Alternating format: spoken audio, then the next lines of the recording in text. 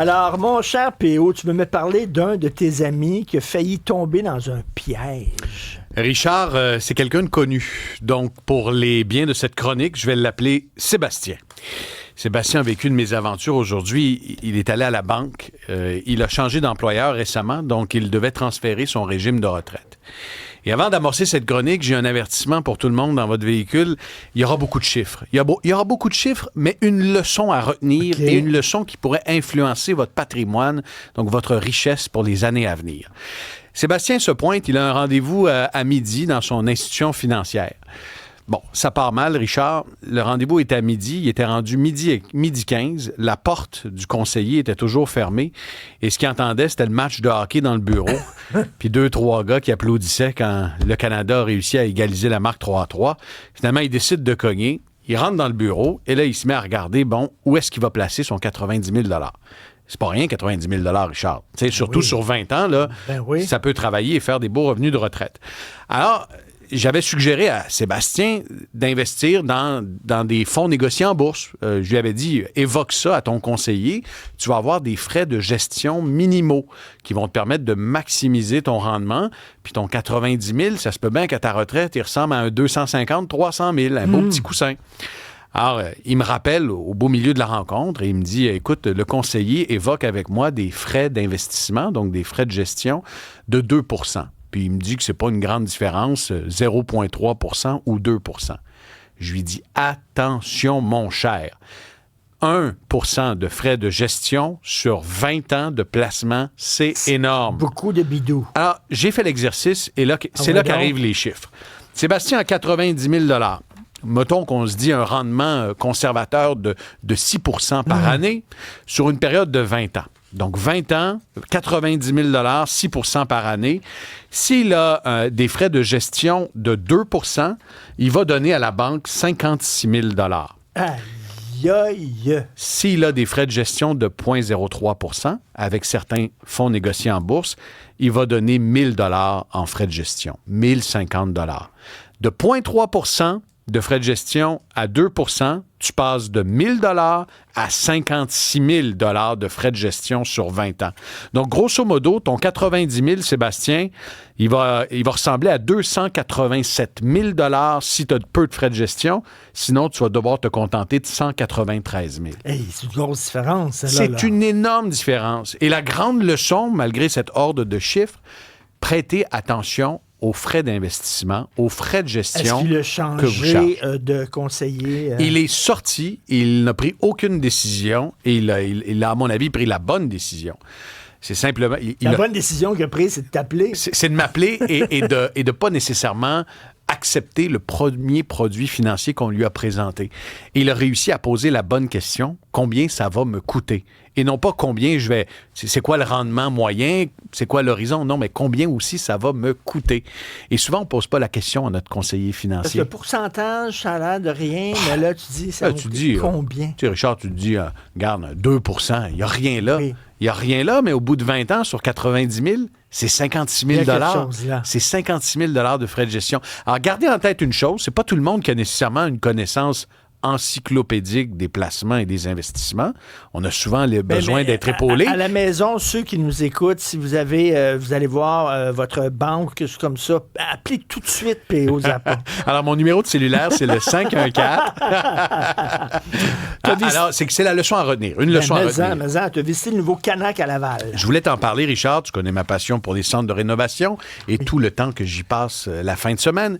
C'est un nouveau. Il y en a beaucoup de centres de rénovation. C'est une grosse business. Je te l'ai déjà dit, hein, c'est au Québec où per capita, en Amérique du Nord, on a le plus grand nombre de quincailleries et de centres de rénovation. Canadian Tire, BMR, Canac, Home Hardware, Ace, Lee Valley, tu vois, je suis essoufflé, là. Home Depot. On est complètement marteau. Rona. J'adore. Je suis allé au Canac, à Laval, et c'est pas anodin, c'est pas anecdotique, c'est énorme. C'est leur plus gros magasin. Hein? C'est une chaîne qui vient de l'Est du Québec, hein, de la région de la capitale nationale, et qui, au fil des ans, s'est rapproché de Montréal. Si bien que d'ici quelques mois, il y aura même un Canac sur l'île de Montréal. Ce sera une première. Mais là, à Laval, c'est une démonstration de force. Et c'est une attaque frontale sur le territoire qui est dominé par Rona et Home Depot, le Grand Montréal. Home Depot arrive, 35 millions de dollars, c'est ce qu'a coûté le magasin. Je l'ai visité en primeur lundi, je me suis pointé, j'ai rencontré des clients. C'est un magasin qui est très lumineux avec une mezzanine. C'est à cheval, j'ai envie de te dire, entre un Canadian Tire, un Dollarama et un Ikea. Une mezzanine? Il y a une mezzanine oui. où on retrouve du mobilier. Alors, là, tu te crois dans un Ikea. Ensuite, tu t'en vas dans la section quincaillerie, tu te crois dans un Canadian Tire.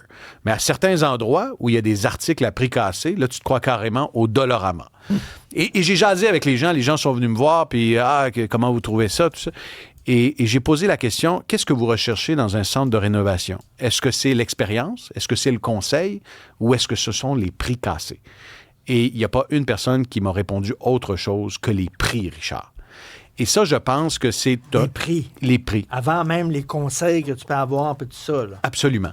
Et ça, c'est peut-être une mauvaise nouvelle pour les quincailleries de quartier et les grandes surfaces qui n'ont pas réussi à s'ajuster.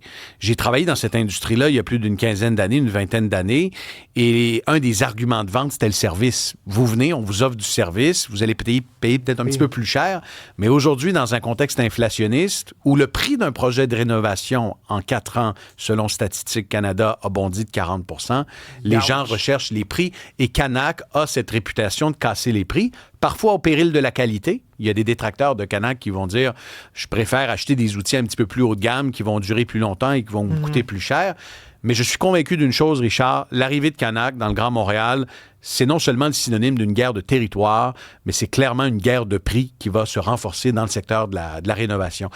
Tu as évoqué une industrie très concurrentielle, mais là, cette arrivée-là va faire bouger les choses. Et c'est les petits joueurs qui ne peuvent pas se permettre des fois de casser des prix qui vont payer le prix. Absolument. Et les grosses bannières, j'ai en tête, tu as un joueur comme Rona, Richard, qui est le joueur numéro 1 au Québec, qui a à peu près le tiers des revenus générés dans le secteur, qui va devoir s'ajuster en adaptant sa stratégie de prix.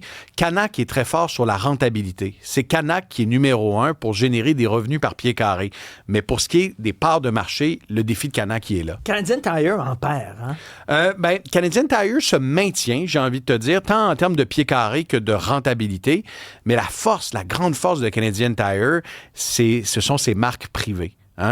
Canadian Tire a un gros portefeuille. Tu t'en vas dans l'allée des batteries de cuisine. Paderno appartient à Canadian Tire. Tu t'en vas dans l'allée des barbecues. Coleman, c'est une entreprise qui appartient à Canadian Tire. Tu t'en vas t'acheter des bottes. Les bottes que tu vas retrouver, c'est pas un fournisseur externe, ça appartient à Canadian Tire. Donc, même chose pour Vermont Casting, des produits de plein air et des barbecues, ça appartient également à Canadian Tire. Au fil des ans, dès qu'un produit fonctionnait, dans le magasin Canadian Tire, l'entreprise disait, tu sais quoi, je vais l'acheter. Puis au lieu que les profits, une partie des profits aillent à cette entreprise-là, ça va aller à moi. Ça va aller à moi. Et qui plus est... C'est brillant comme stratégie. C'est brillant. Puis Canadian Tire, c'est aussi une banque, Richard. Une banque, parce qu'avec la carte de crédit et les intérêts générés, c'est aussi considéré comme une institution financière et une bonne partie des profits de l'entreprise sont générés par ça. On peut-tu manger au Canac? Non, il y a des hot dogs comme chez Costco? Non, mais des chips. Mais écoute, je suis convaincu que ça fonctionnerait, Richard. Ben oui. Parce que tu sais, le samedi, là, quand je passe une heure dans la section jardinage l'été, là, une petite limonade, un popcorn dans le... Mais je vais te dire quelque chose. Ta chronique, c'est le clou de l'émission. Merci beaucoup. Alors, je vais aller marteler le message ailleurs, Richard. Salut.